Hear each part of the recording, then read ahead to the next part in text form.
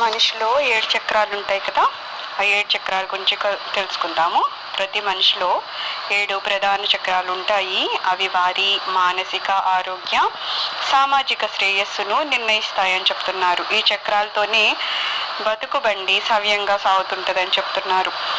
ఎలా అంటే ఏదైనా వాహనం సవ్యంగా ప్రయాణించాలంటే దాని చక్రాలను సర్దుబాటు చేస్తారు. మీరు రోడ్లపై అక్కడక్కడ వీల్ అలైన్మెంట్ అనే ప్రకటన చూసే ఉంటారు. అదేవిధంగా మన బతుకుబండి కూడా సవ్యంగా సాగాలంటే చక్రాలు సర్దుబాటు అవసరం.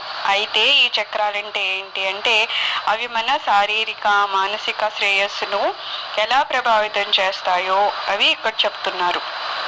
చక్ర అనేది సంస్కృత పదమట. దీని అర్థము చక్రమని. ఇది మీ శరీరంలోని శక్తి కేంద్రాలను సూచిస్తుంది. ఈ స్పిన్నింగ్ ఎనర్జీ డిస్కులు లేదా శక్తి చక్రాలు శరీరంలోని ప్రధాన అవయవాలకు అనుగుణంగా ఉంటాయి. మానవ శరీరంలో కనీసము 114 వేరు చక్రాలు ఉన్నాయని నమ్ముతారు. అయితే ఇందులో ప్రధానంగా 7 చక్రాల పైనే చర్చ జరుగుతూ ఉంటుంది. మన శరీరంలో ఉన్న ఈ 7 చక్రాల గురించి తెలుసుకోవడం చాలా ముఖ్యం అంటున్నారు. ఎందుకంటే ఇవి మన లోపల లోతుగా పాతుకుపోయిన మానసిక శారీరక సమస్యలను గుర్తించడంలో సహాయపడతాయి అని చెప్తున్నారు. ఇవి వెన్నెముక వెంబడి తల నుంచి మూలం వరకు ఒక క్రమ పద్ధతిలో ఒక్కో చోట అమరి ఉంటాయి. వీటిలో ఏ ఒక్కటి గతి తప్పినా సరే మీ జీవితం పట్టాలు తప్పుతాయి అంటున్నారు. సాధారణంగా ధ్యానము, యోగా కేంద్రాల్లో మనిషి శరీరంలోని శక్తి చక్రాల గురించి విశ్లేషణ ఉంటుంది. వివిధ మానసిక శారీరక ఆరోగ్య సమస్యలకు సంబంధించి ఈ చక్రాల సర్దుబాటులో చికిత్స చేయడం ఉంటుందన్నమాట. ఈ చక్రాల గురించి సరళంగా చెప్పాలంటే ఇవి నాడీ వ్యవస్థకు సంబంధించిన కేంద్రాలు. వీటి ద్వారా శక్తి సరఫరా అయ్యి వివిధ అవయవాలకు జరుగుతూ ఉంటుందన్నమాట. మన శరీరంలో ఏ భాగంలో ఏ చక్రం నిగూఢమై ఉంటుందో ఇక్కడ తెలుసుకుందాం అంటున్నారు. 7 ప్రధాన చక్రాలు ఏంటంటే చక్ర వ్యవస్థ అనేది మన శరీరంలో ఉన్న శక్తి కేంద్రాలను సూచిస్తుంది. 7 ప్రధాన చక్రాలు ఉన్నాయి. వాటి గురించి ఇక్కడ చూద్దాము. ఒకటి ఏంటంటే మూలాధార చక్రం అంటాం కదా. ఇది మన వెన్నెముక కేంద్రం వద్ద ఉంటుంది. ఇది మన జీవితానికి ఆధారము లేదా పునాదిగా అందిస్తుంది. సవాళ్లకు ఎదురొడ్డి నిలబడగల సత్తాను మనలో స్థాపించడంలో ఈ మూలాధార చక్రము మనకు సహాయపడుతుంది. మన భద్రత, మన స్థిరత్వానికి ఈ మూలాధార చక్రము బాధ్యత వహిస్తుంది. ఇది మనలో అంటే ధైర్యానికి సింబాలిక్ అని చెప్పొచ్చు అనమాట. ఏదన్నా ఒక సమస్య వచ్చింది అంటే దాన్ని ఎలా ఎదుర్కోవాలి అనేది ఈ మూలాధార చక్రం నుంచే మనకి ఈ సపోర్ట్ దొరుకుతుందంట. ఇది మనకి సహాయం చేస్తుందట. మన భద్రత గురించి కానీ మనం స్థిరంగా ఉండడానికి కానీ ఈ మూలాధార చక్రమే మనకు ఉపయోగపడుతుందని చెప్తున్నారు. రెండోది ఏంటి? స్వాదిష్టాన చక్రము. ఈ నాభిస్థానానికి క్రింద ఉంటుందన్నమాట. ఈ చక్రము సృజనాత్మక శక్తికి బాధ్యత వహిస్తుంది. మనలో భావోద్వేగాలతో పాటు ఇతర భావోద్వేగాలతో ఎలా ప్రభావితం అవుతారు అనే దానికి కూడా ఈ చక్రం ముడిపడి ఉంటుంది. ఇది మనకు ఉన్న భావాలే కాకుండా ఎదుటివాడికి కూడా ఉన్న భావాలతో ఎలాగా అంటే వాళ్ళు కోపడ్డారంటే మనం కోపడతాం, వాళ్ళు ప్రేమగా ఉంటే మనం ప్రేమగా ఉంటాం. అలాగే ఎదుటి వాళ్ళతో మన భావాలు కూడా ఎలాగా కలిసి పనిచేస్తాయి అనే దానికి ఈ స్వాదిష్టాన చక్రం సహాయపడుతుందంట. మూడోది ఏంటి? మణిపూర చక్రము. మణిపూర చక్రం అనేది ఈ నాభిస్థానంలో ఉంటుంది కదా. ఇది మనలో విశ్వాసాన్ని, ఆత్మగౌరవానికి బాధ్యత వహిస్తుందంట. అంటే మన మీద మనకి నమ్మకం ఉండడానికి కానీ మన మీద మనకి గౌరవం ఉండడానికి కానీ బాధ్యత ఎవరు వహిస్తారు? ఈ మణిపూర చక్రం అన్నమాట. మన జీవితాన్ని నియంత్రించడంలో మనకి సహాయం చేస్తుంది. మన జీవితము సరి అయిన మార్గంలో వెళ్ళాలి అంటే మనల్ని కంట్రోల్ చేసేది ఎవరు అంటే ఈ మణిపూర చక్రం అంట. నెక్స్ట్ ఏంటంటే అనాహత చక్రము. అనాహత అంటే హృదయం అన్నమాట. ఇది మనలో ప్రేమ, దయాగుణము, కరుణను చూపించే తత్వానికి సంబంధించింది. హృదయ స్థానంలో ఉంది కాబట్టి మామూలుగా కూడా ప్రేమ, దయ, కరుణ అనేది మనం ఎక్కడి నుంచి అనుకుంటాం? హృదయం నుంచి వస్తాయి. సో అలా కూడా చెప్పచ్చు.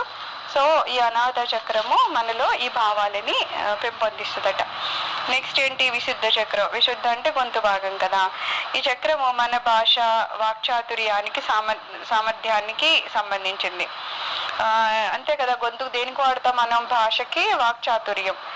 మాట్లాడడము, కాస్త బాగా మాట్లాడడము, దానికి ఉన్న సామర్థ్యము, మన మాటలు ఎట్లా మాట్లాడాలి అవన్నీ దానికి ఈ విశుద్ధ చక్రం అనేది హెల్ప్ చేస్తుందట. నెక్స్ట్ ఏంటి, ఆజ్ఞా చక్రము. ఇది అదే 3వ కన్ను మనం బొట్టు పెట్టుకునే ప్లేస్ ఉంటుంది కదా, అక్కడ దాన్ని ఆజ్ఞా చక్రం అంటారు. మనకి తెలివితేటలు ఇక్కడే కదా మనం అంటాం, తెలివి అంటే ఈ మెదడు ఇక్కడ ప్లేస్లోనే ఉంటుంది. అలాగే దివ్య దృష్టి కూడా, దివ్య దృష్టిలో 3 కన్నుతో చూస్తున్నారు అది ఇది అంటారు కదా. సో అలాంటివైనా, లేకపోతే ఏదైనా విషయంపై లోతైన పరిజ్ఞానం, ఇంకా ఇంకా ఏదైనా రహస్యపూరితమైన ఏమైనా ఉన్నాయి, లేకపోతే దానికి ఎక్కువ డెప్త్ ఉంది తెలుసుకోవాలంటే దానికి మన ఆజ్ఞా చక్రమే హెల్ప్ చేస్తుందట. దేని గురించి అయినా మనం కొంత ఊహించాల్సి వస్తుంది, అన్నీ మన ఎదురుగుండానే ఉండవు కదా, అలా ఊహించుకోవాలన్నా సరే ఇదే ఉపయోగపడుతుందంట. ఇంకా 7వది ఏంటంటే సహస్ర చక్రం. ఇది మన కిరీటం లాగా మన తలపై భాగంలో ఉంటుందన్నమాట.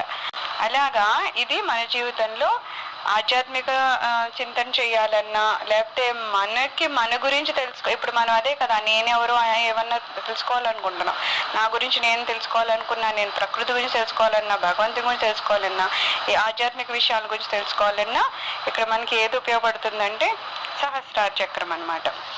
ఇంకా 7 చక్రాలు 7 స్థాయిల తీవ్రత గురించి తెలుసుకుందాం. ఇక్కడ ఏం చెప్తున్నారంటే, మౌలికంగా ఏ ఆధ్యాత్మిక ప్రస్థానమైన మూలాధారం నుంచి సహస్రారం దాకా చేసే ప్రయాణం అంటారు. ఈ ప్రయాణంలో జరిగేది ఏంటంటే, ఒక స్థాయి నుండి మరొక స్థాయికి క్రమమైన పరిణాత్మకమైన ఆరోహణ.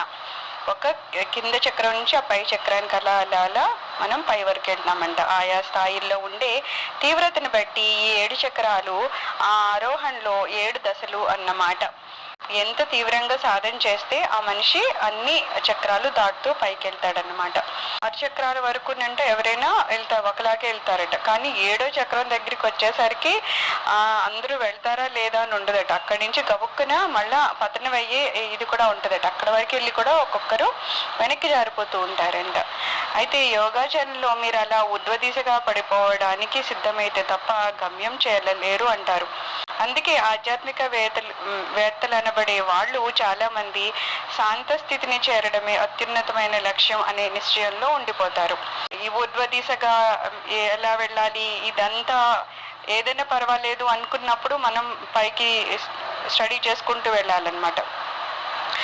అయితే ఇందులో ఏది బెటరు అంటే శాంత స్థితిని పొందడమే అత్యున్నతమైన లక్ష్యం అని కూడా చాలా మంది ప్రయాణం చేస్తారని చెప్తున్నారు. వాళ్ళు ఆజ్ఞాచక్రం దాకా వచ్చి అక్కడ ఆగిపోయారన్నమాట.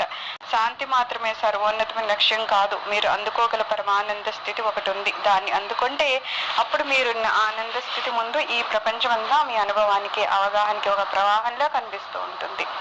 ఏంటి, ఆజ్ఞాచక్రం వరకు వస్తే శాంతి దొరుకుతుందట, అందుకని కొంతమంది శాంతి వరకు వచ్చి ఆగిపోతారట.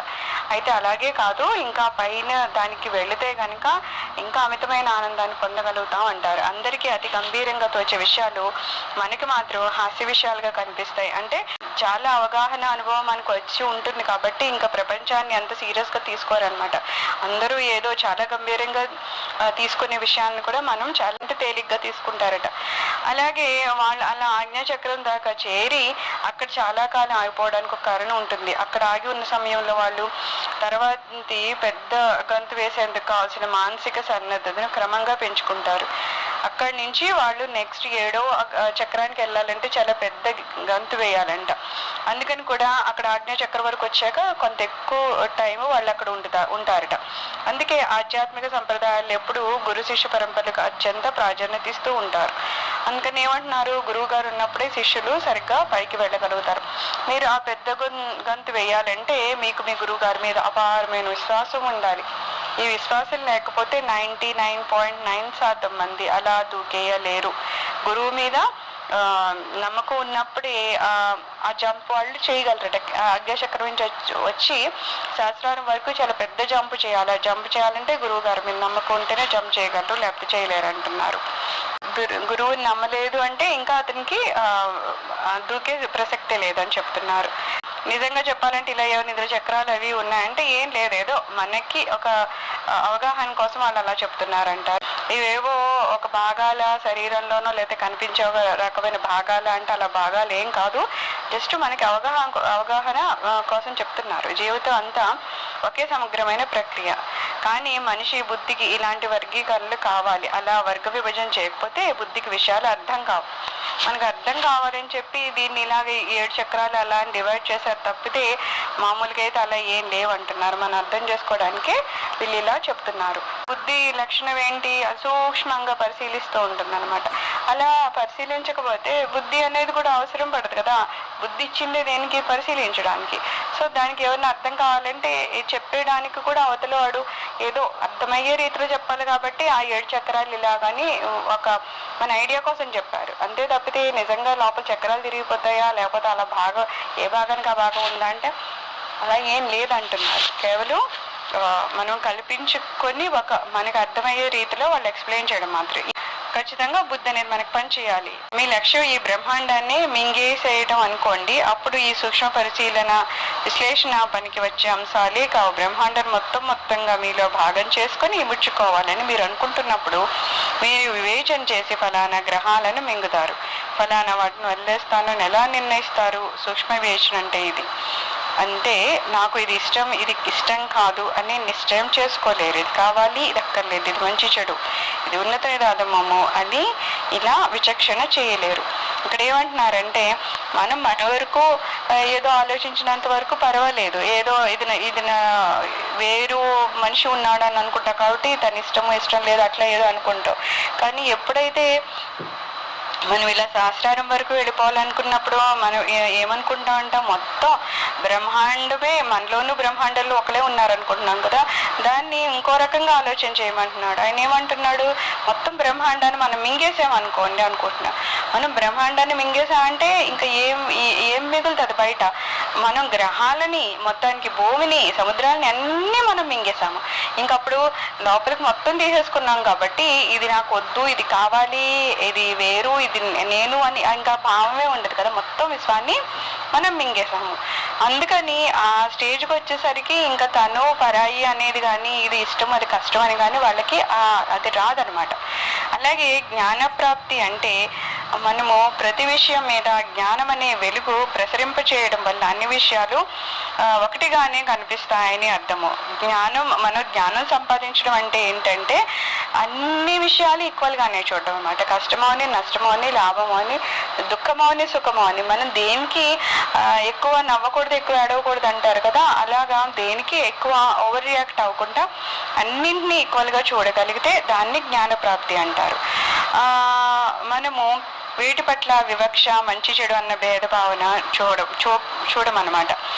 చీకటైన వెలుతురైన ఒకేలాగా అనుభవంగా ఉంటుంది. అలాగే జ్ఞానం అంటే మనకి అంతర్గతంగా లభిస్తున్న ప్రకాశం కారణంగా ఎక్కడ మనము అంధకారాన్ని చూడలేని స్థితి.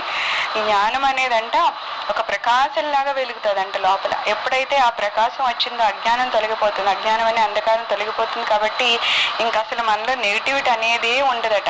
ఇదేదో బాగాలేదు, ఇదేదో కష్టం కలుగుతుంది, ఏదో దుఃఖం, ఇలాంటి అసలు ఏమీ లేకుండా మనము చాలా బాగా మన హృదయంలో అంత ఈక్వల్గా చూడగలుగుతాం అంటే పాజిటివ్గా ఉండగలుగుతాం అనమాట. మనలో జ్ఞానం అంతలా ప్రకాశిస్తుంది అనమాట. అని చెప్పేవన్నీ చెప్పాం కదా. అదే విభజించి అలాగానే క్లియర్గా అయితే ఏం లేవు. కానీ మన బుద్ధి కంటే కొంచెం అర్థం కావాలంటే ఏదో రకంగా చెప్పాలి. కాబట్టి ఇన్ని చక్రాలు ఇంత బాగా ఎక్కడి నుంచి ఇక్కడికి ఇలా ఉంటే అలా చెప్తున్నారు తప్పితే నిజంగా అయితే అలాగేమీ లేవని చెప్తున్నారు.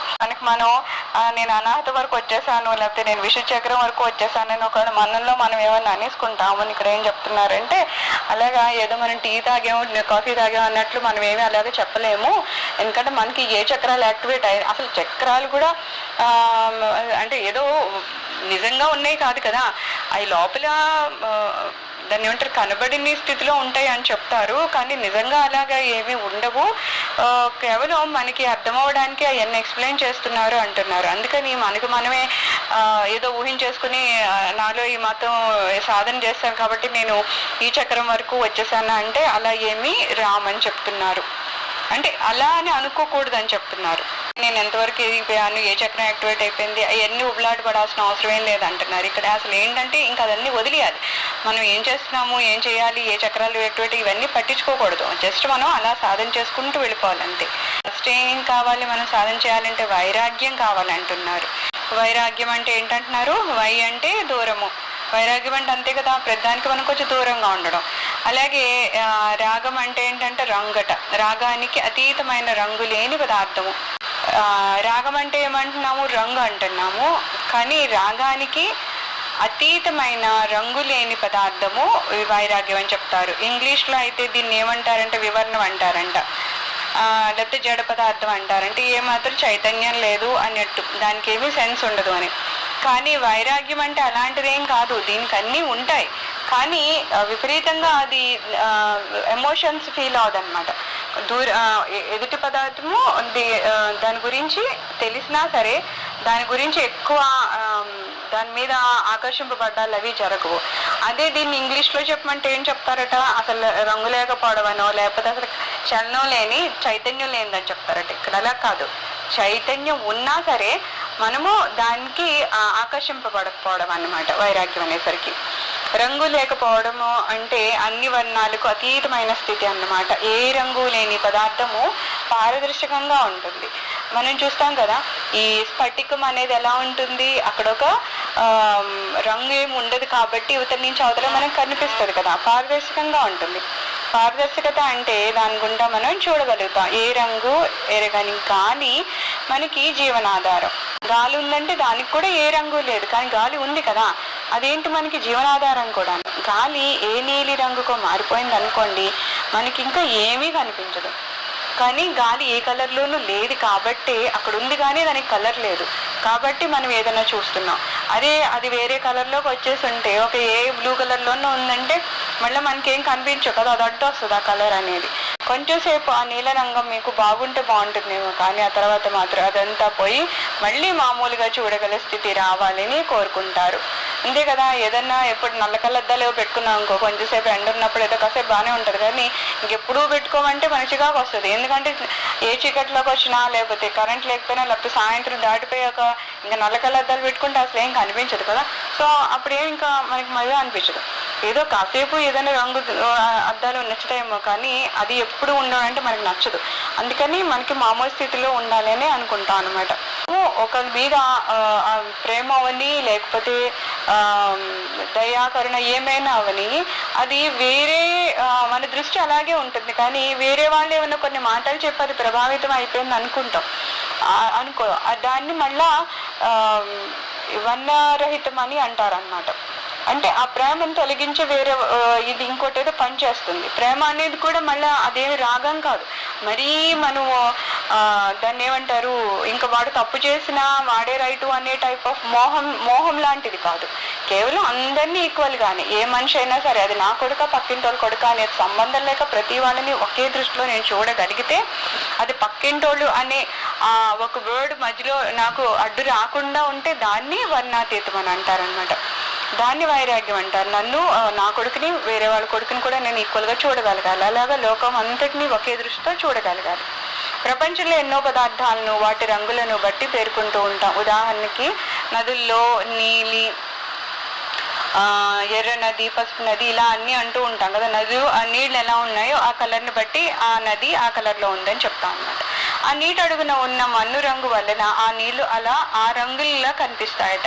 యాక్చువల్గా నీళ్ళకి ఏ కలరు లేకపోయినా ఆ కిందన ఏది ఉందో, ఆ నీళ్లలో కిందన ఉన్న మట్టి ఏ కలర్లో ఉందో దాన్ని బట్టి మనం ఆ నీళ్ళకి ఆ కలర్గా ఉంది అని అంటున్నాం. బట్ నిజానికి ఏముంటుంది, నీళ్ళకి ఏం లేదు, ఆ కింద ఏదో ఉంది, దాని త్రూ అది మనకు అలా కనిపిస్తుంది. మనము వర్ణాతీతులైపోతే ఇక ఎక్కడైనా చక్కగా ఇమిడిపోతాము. మనకంటూ ఏ వర్ణమో ఏ లక్షణమో ఉండదు. మనకంటూ ఒక పర్టికులర్ ఇలాగా అలాగా అని అనుకోలేదనుకోండి, ఎవరితోనే అడ్జస్ట్ అయిపోగలుగుతాం అంట. అందుకని అక్కడ ఏమంటారు, వర్ణాతీతులు అయిపోవాలంటున్నారు. అంటే మనకంటూ ఒక ఇలాగే కావాలి, అది కావాలి, ఇది కావాలి అని అనుకోలేదు అనుకుందాం. అంటే మనకంటూ కొన్ని అభిప్రాయాలు లేవు, ఎవరితోనే ఎలా అయినా అడ్జస్ట్ అయిపోయే రకాలమైతే ఎక్కడైనా ఎలా అయినా ఉంటామని చెప్తున్నారు.